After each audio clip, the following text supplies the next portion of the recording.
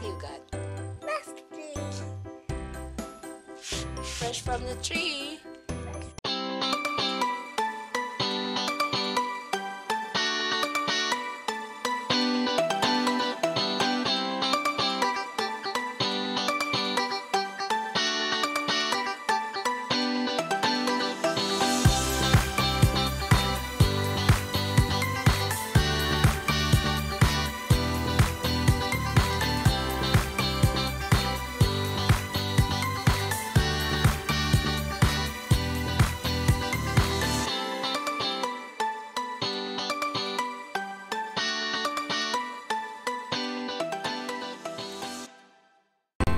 Hello YouTube world, hello mga friends here around the world. Welcome back to my channel, Richel B here.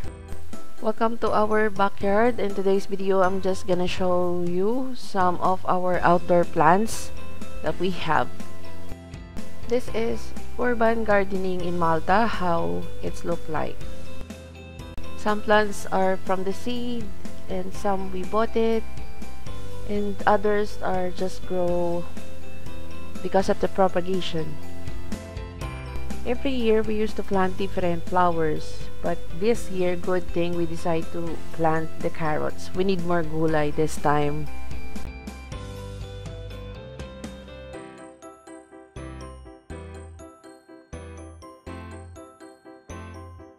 Can I climb up the ladder? Wait a little. Wait.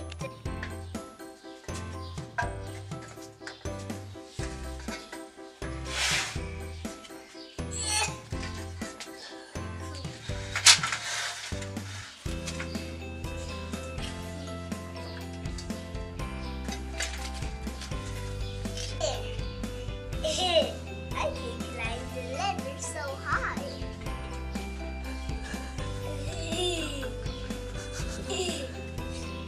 Yeah. Oh.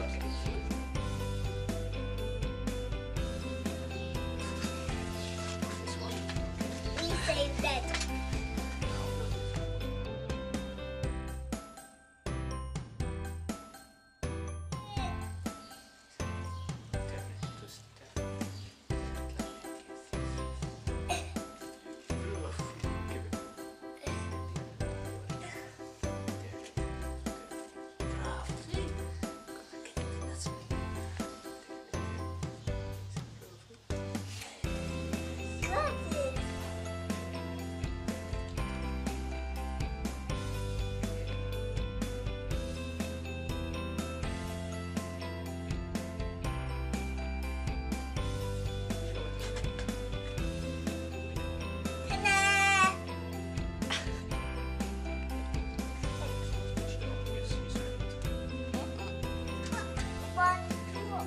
Oh, hold him.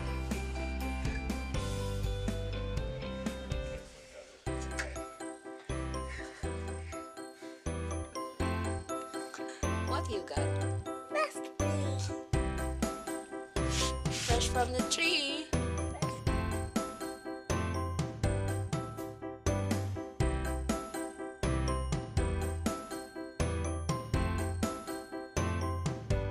So this nasty tree, when I came here, so andito na siya.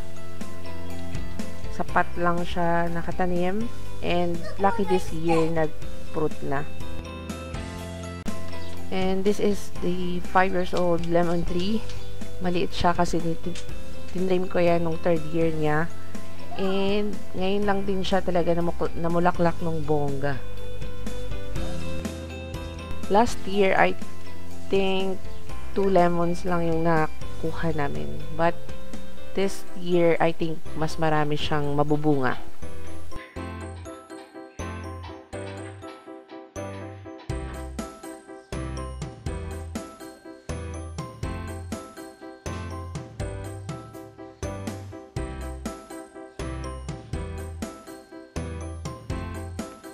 This is lettuce, and we planted together with the carrots. Some we already eat it. It's really worth it.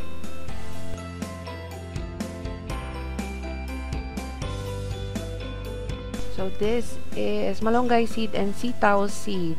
but I don't see any sign that it's growing yet. These are my aloe veras. So, I just bought it in the thrifty store. So, sama-sama lang siya of cost of 1 euro. Tapos, pinaghiwa-hiwalay ko lang and then malaki na ngayon. And this is our carrots. Dylan's favorite. He check it every morning if it's growing. These are from the seeds and the lettuce as well.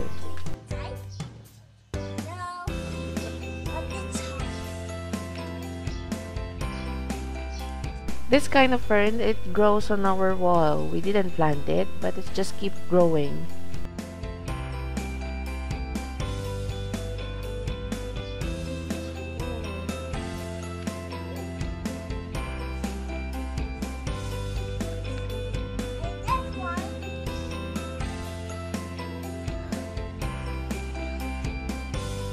This rose is from the seed.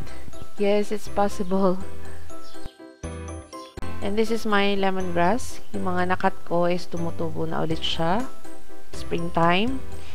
I wish to move it sa malaking pot. If you want to know how to grow the lemongrass, I have an old video on my old channel, Richel B Malta. You can check it out there.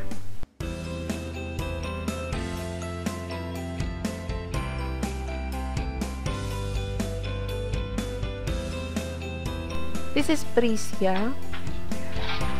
So, it's starting to have flowers since it's springtime also, and it's easy to propagate. You just have to leave the bulbs and it's grow like this. I tried some avocados also from the seed.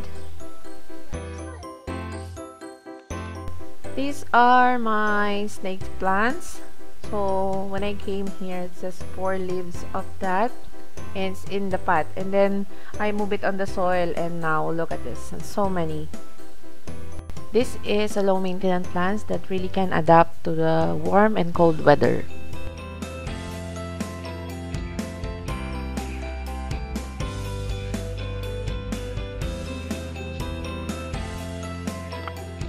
This is Hoya plants, and the flowers are really nice. The texture is a little bit hard.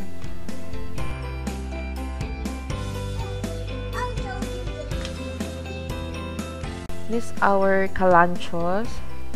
We have pink and orange also. I forgot the name of these plants, but the flowers is white and it smells really nice. We have also Calla Lilies. Credit to my husband because he makes a small greenhouse there. So we put some of the plants when it's like raining or it's really cold weather. And this is my Calamansi. So happy that this is from the seed actually.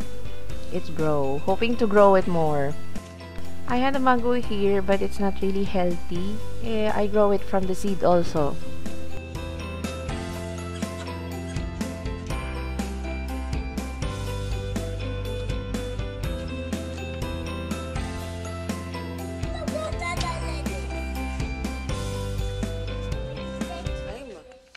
These are dates from the seed also. This is Sardinella. It makes flower also. That long leaves makes a yellow bell shaped flower. I have hibiscus also, or gomamela.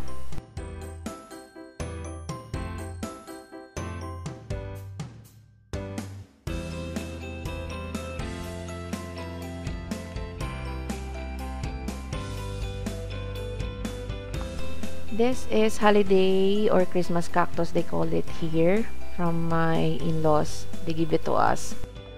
Oh yes, I got some chili also.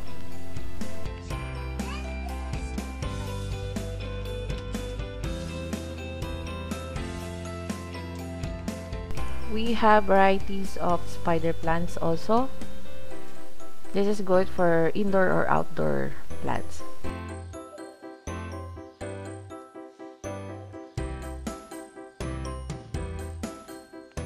When you have plants at home, it really makes difference, especially this time. Urban gardening is quite hard, where to find a place to put up all of your plants, but it's worth it. And there you have it, all of our outdoor plants so far. I wish to have more. Yes? Salamat sa iyong panonood. See you on my next video. Keep safe everyone. Bye! Good vibes!